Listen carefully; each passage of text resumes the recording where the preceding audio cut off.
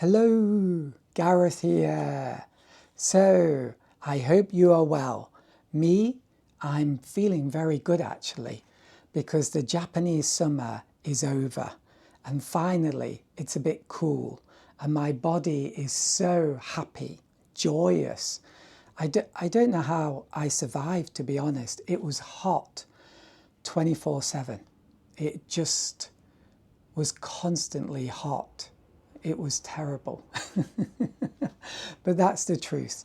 So I've got this lighting. You might not like it. If you hate it, let me know. But I've got this lighting because it hides all my wrinkles. So there you go. Anyway, moving on.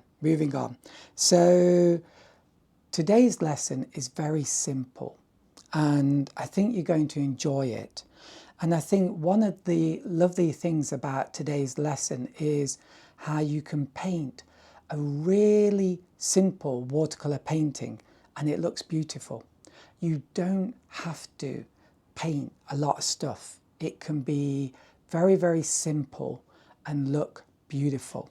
So the inspiration for this painting, maybe that's too big a word, but anyway, the inspiration was this sketch I did at some point, and it's actually two paintings. It's a failed painting of some sky and sea, and I didn't like it, and this is something you can do with your paintings that you don't like. It was actually originally a big piece of paper, and I cut it up or cut it out and threw the other bit away probably. But I did this doodle over the top of a Welsh church. I visited this place with my family a long time ago. It was lovely. We had a lovely time. But I saw this amazing church. The view was beautiful. You know, it was like on top of a hill, and there was this other little hill behind it, and then you had the church and a few little buildings and a sky behind it. And the church was quite an interesting building. I thought it looked lovely. So anyway, what I sometimes do is doodles over failed paintings, and they end up looking really interesting, like this. And maybe this is great just like this, but this is getting thrown away. It's a bit too wild for me. You know, like these dry brush strokes down here, they might be good, but I'm not going to do that today. And also the way the sky is reflected almost in the ground, I'm not going to do that either, although it looks interesting.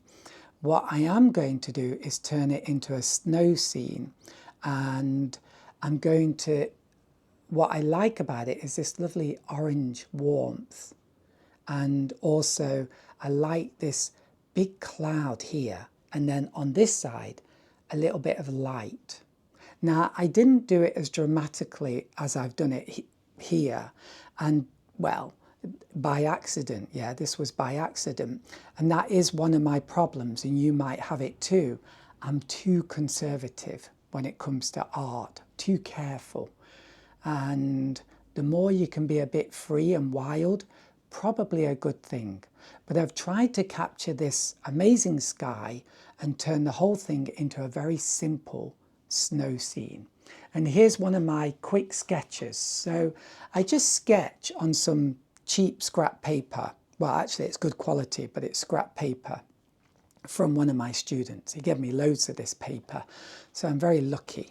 But can you see it? I've done this sky, and on one side there's a big grey cloud, and then on the other side we've got a little bit of beautiful light and blue sky, and we've got this little bit of orange where the church is. So we're kind of putting the spotlight on the church, and then I've simplified all this with just almost like two brush strokes for where, you know, the ground undulates. Maybe there's a simpler word, I can't think of it. A furrow, I don't know. And then I added a man and a dog just to give it like a story. You know, there's somebody taking a walk, and also a sense of movement within the painting, because we've got the man and the dog moving towards this building, so something's happening.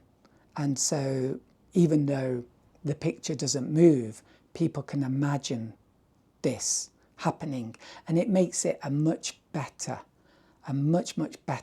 picture, having that little bit of a story, that little bit of an idea of something's moving from one place to another place, something's actually happening, but we're capturing just one moment of that movement. And then the other thing is like the composition of this picture, and I hope you don't mind me talking so much, maybe waffling, but if you can begin to focus on this, it will tremendously help you. Now, I hate those YouTube titles like this one hack that will turn you into a professional artist, because it really is bum fluff. It's so rubbish. I mean, it might help you, but it's not going to turn you into a professional artist overnight. Years and years of practice turn you into that. And yes, it is good to listen to the hacks and the tips or whatever they want to call it, and that will help, but you're not going to become an instant professional artist. Although that said, this is my problem. I always see another side to my argument, and it makes me just flipping waffle, but hopefully you find it useful. But even in your early days, you know, be free, paint stuff that you really like, and just go a bit wild and just have fun, because it's possible that you'll do some paintings in your early days that you can't even sometimes paint again later on as a more professional or semi-professional artist. Amazing or surprising or strange or unbelievable, but actually true. I've experienced that. And you can do amazing stuff even as a beginner artist. It just won't always be that often, but you can do amazing stuff. But just paint regular, yeah. But anyway, I wanted to talk about composition, and this is one kind of composition that you can use that I like a lot, and it's extremely simple, and basically it is having like one line of interest. And if you look at this painting in a very, very simple way, we've got a soft sky, we've got a soft ground, and then we've got this line of interest. Can you see that? It's extremely simplifying it. But if you can, when you go outside and look at the landscape, or when you're looking at photos you like, if you look for this line of interest and you can see it, then boom, you've got an amazing composition now. And that ability to see a good composition in what you're looking at really is going to help you tremendously, and it's really fun to do. So we've got this soft top part, soft bottom part, but then we've got this hard and sharp line going through the middle. And can you see even the figure and the dog are connected to that line? And you start to look for arrows then. These things like this are almost like arrows pointing to the figure. Arrows. Yeah, they're not direct. They don't have to be direct, but they move the eye towards our focal point. So it's almost, this might be a gross analogy, but it's almost like a target line that where the eye is going along, yeah? But at first you just don't see that, you just see the painting. But that's how composition really makes your paintings fantastic. And it just comes bit by bit, yeah? So I hope that wasn't too much of a waffle. So this is a very, very simple painting. I think you're going to really enjoy it. And I used a special colour. So normally my palette is very, very limited, yeah? About 6 colours. But today I wanted to use an orange, and I used cadmium yellow orange. Now you don't have to use the exact same orange as me. You can try brilliant orange, or you can even make an orange from two different colours, like a yellow and a red, yeah? Or even just use yellow ochre. But just play around with it, yeah? But I use cadmium yellow orange, and it's a really beautiful colour, yeah? And also, another thing that happened in this painting, and this was very, very unconscious. This was so unconscious. But do you notice something about the colours in this painting? And this will help you to understand, especially if you're a very cerebral person and you're good at thinking. This is something you can include in your paintings that will really make them beautiful. Look at the colours. There's two main colours in this picture. There's a cool blue and there's a warm orange. So they're almost opposite. Do you understand? And so we're getting this fantastic contrast in colour. A soft cool blue and a soft warm orange. And then everything else is simplified to a kind of black and a grey. Not 100%, you can have grey as well. So it's things like that that, to be honest, I think I learned a lot of this just unconsciously. If you just paint a lot, I know nowadays on YouTube it's like you don't have to paint every day. Well, personally, I would suggest you paint every day, but enjoy it. Enjoy it. I get up in the morning, I get a cup of coffee, and I just get some scrap paper and I just play with my brushes and my paints. I play with my brushes and my paints, and I have a fantastic time. It's very relaxed. It's very spiritual. It's very healing. I absolutely love it. And so practice every day, but don't make it practice. It can't be mechanical. It just can't be mechanical, in my opinion, yeah. That's just my opinion. It's got to be flowing and playful and enjoyable, yeah, fun. I'll put this down because my wrist is getting sore. And inspiration is very important. So I'm really talking a lot in this one, but it's useful information, so I will continue, yeah? But if you ever see something on YouTube or on a screen or whatever, 100% have a snapshot app and take a shot of it. And if you really love that image, try to paint it. And it's not about doing a good painting. It's just that your creative side is beginning to grow. And it really is a living thing. I don't know what to call it, because it's like a living thing, but it's not exactly an individual, in my opinion, but it really is a living thing. And the more you are sensitive to that, like when it speaks, you listen to it, it really will happen. And then you follow up on what it says, no matter how silly it sounds, or don't be afraid, yeah?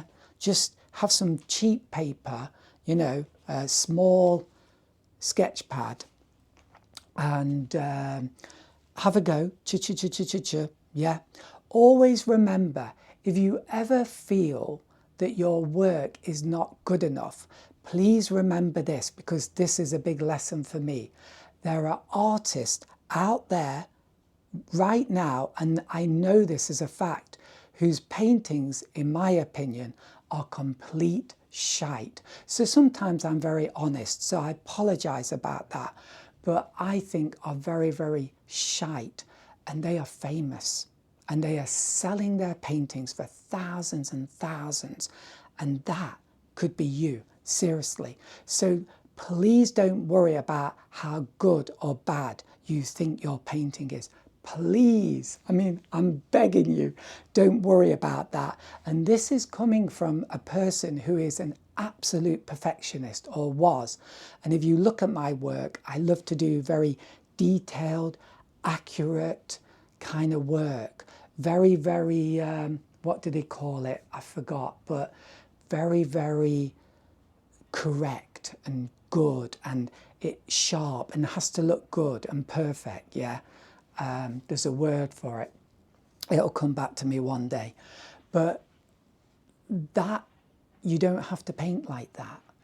So I beg you, do not worry about how good or bad your work is, because people might think your work is terrible and it might look really stupid and all your lines are wonky and stuff like that. It doesn't mean that you're never going to be super successful as an artist. In fact, I would say the most important thing is just to enjoy art. Sorry for this big waffle, but really enjoy the painting experience. Your style will grow like something organic. And it might even become a straitjacket, which you then have to outgrow or develop. But it's a good thing, because it's, you know, I've been painting now for 20 years. This is going on too long, right? But I've been painting now for 20 years and I still enjoy it. And that's a wonderful thing to have in your life. But anyway, getting back to the point, there's too many things to talk about. But getting back to my main point there, that creative living thing within you, it will begin to appear the more you paint, and make it fun painting, yeah?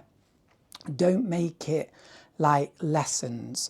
And it's fine to copy other artists' work. It's fine to have a teacher, but it's really important to do your own stuff. Even if it's just flicking paint, it can be anything. It really can be anything. But you need that dimension to your painting practice, yeah? But just have fun with it. Anyway, I've said enough. This is what the final painting is going to look like. And although I think it's nice, can you see how I'm someone who polishes things a bit too much? And can you see how this rough, scrappy one has a bit more vitality to it? So that's my problem. You might hopefully not have that problem. I still think it's nice, and we've still got those interesting aspects of composition, this line of interest, these complementary colours of orange and blue, yeah? So have a go, and that's all you need to do. Just have a go and have fun, and then give yourself a break. And if you just continue like that, you're going to end up being a great artist. And bit by bit, that creative side will appear. So I apologise so much for waffling, because this is such a short lesson, but a very enjoyable one. So let's begin. So horizon line is about here, 1/3.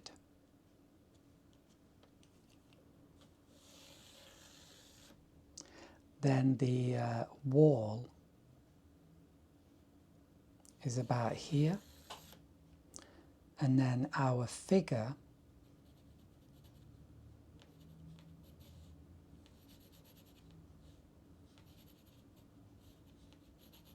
here, and our dog here.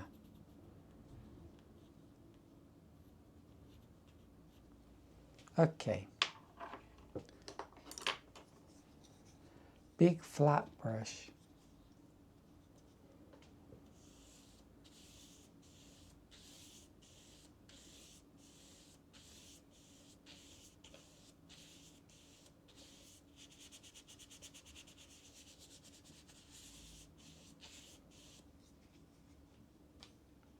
So let's wait about 30 seconds. So I'm going to use cadmium yellow orange, but use whatever orange you've got, or make a mix of red and yellow. So 30 seconds has passed. Mop brush.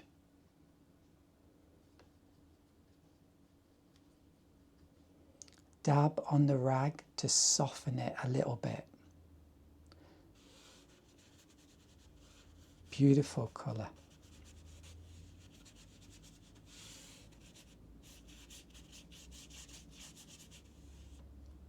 Just that. wash, cerulean blue. Cobalt blue might be better.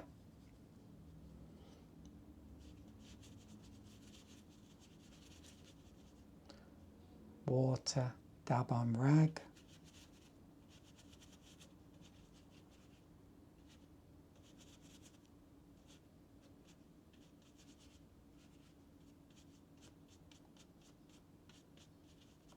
That'll do.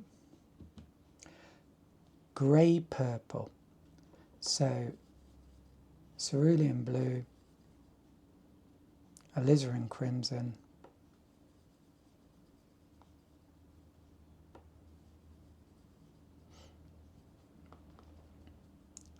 a tiny touch burnt sienna.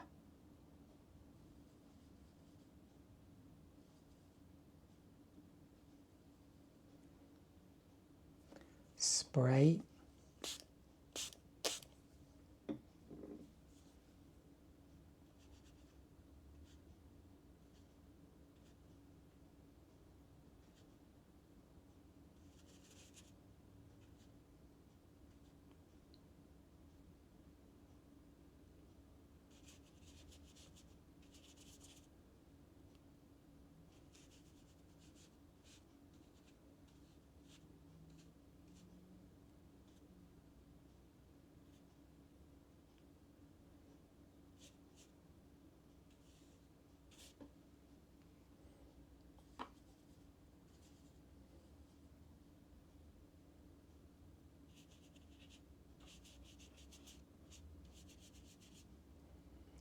Water, dab on the rag.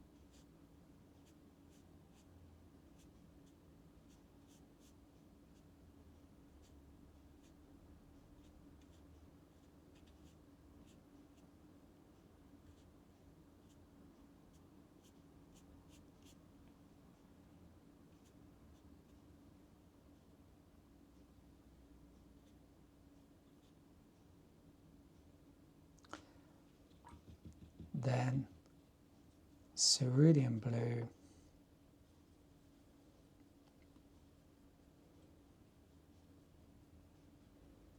water,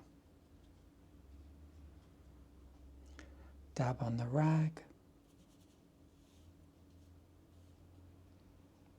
1, 2.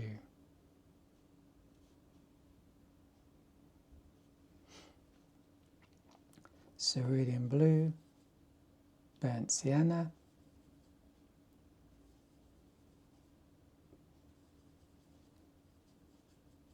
dab on the rag.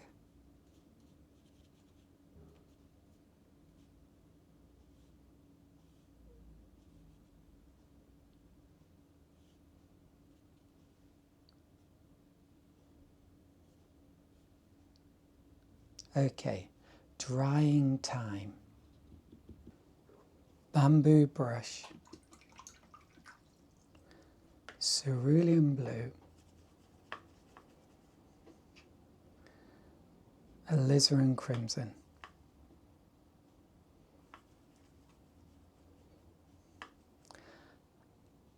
a touch of burnt sienna.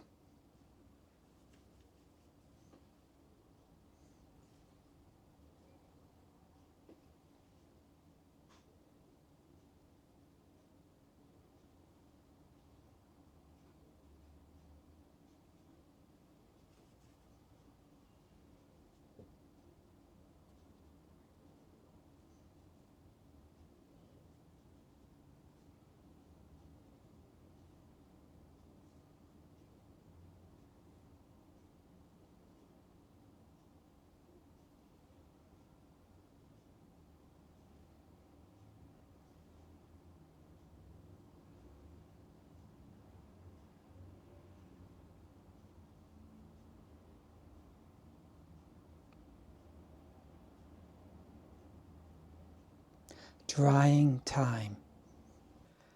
Now, bamboo brush and phthalo blue, alizarin crimson, phthalo blue, alizarin crimson, burnt sienna.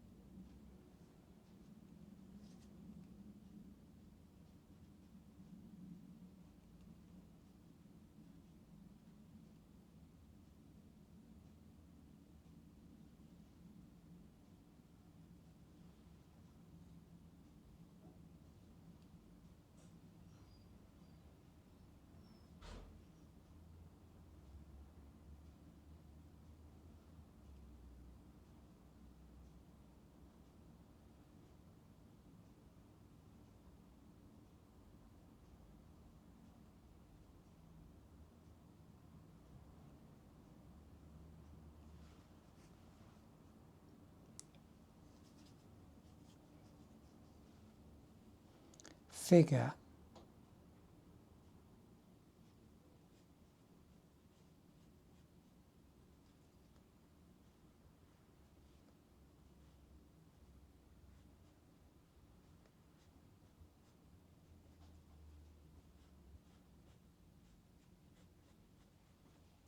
dog,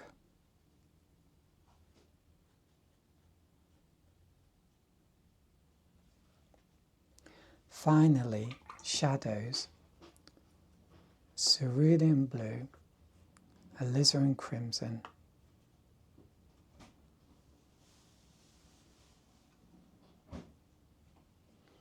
this direction,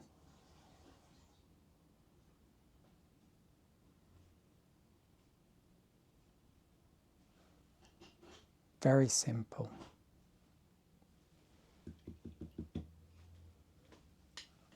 Bamboo brush, cerulean blue, alizarin crimson,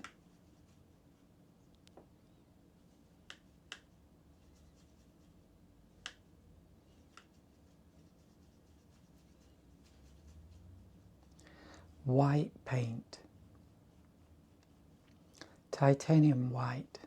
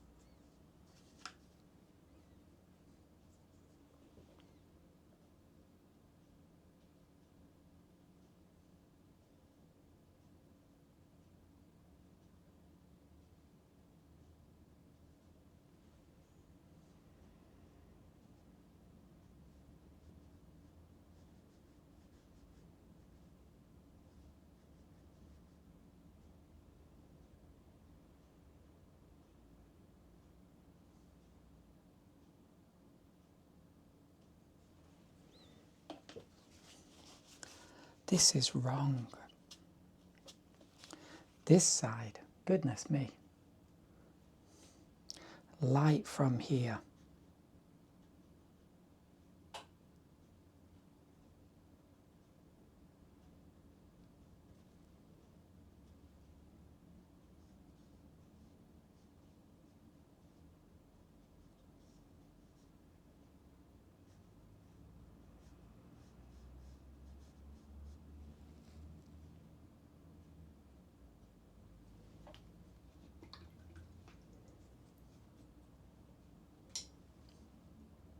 Finished. Okay, I'm back. So if you had a go, please let me know in the comments how it was. And also, if you're interested in a particular subject and you'd like me to paint that subject, then let me know. Now, I'm not promising you I'll have a go at that, because there's some things that really appeal to me and I can do it very easily.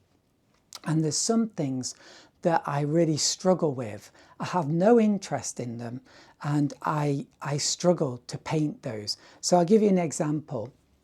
I'm very good at painting wild nature, or at least I like that.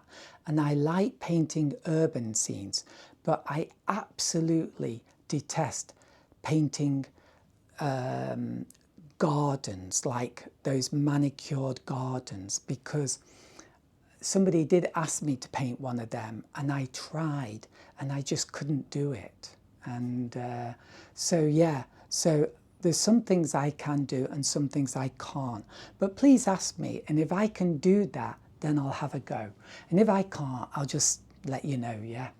So I do teaching. I do teaching. I don't know why, but sometimes I seem to have the same word repeated, like I use is, or do. And it's driving me a bit nuts, because that can't be a grammatically good sentence, can it? But there we go.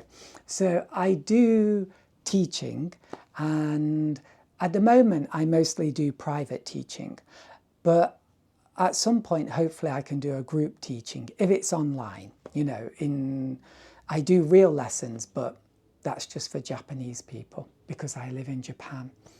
But anyway, I think that's everything. Oh yes, but if you are interested in that, there's a link in the description box where you can contact me, yeah? And just ask questions and we can see if we're a good fit. But I have been able to help my artists, the ones I teach, a lot, and they really have become very, very good. So I think I'm actually a good teacher. But are my eyes looking to the left, which means I'm lying? Anyway, I always second think myself, God knows why, but there you go. Anyway, you get it all here. You get it all here. So I'll be back again soon with another watercolor lesson. It's going to be something very simple, very fun, and maybe a bit experimental. So that's all, and wherever you are, I hope life is good, and I hope to see you again very soon. Bye for now. Goodbye.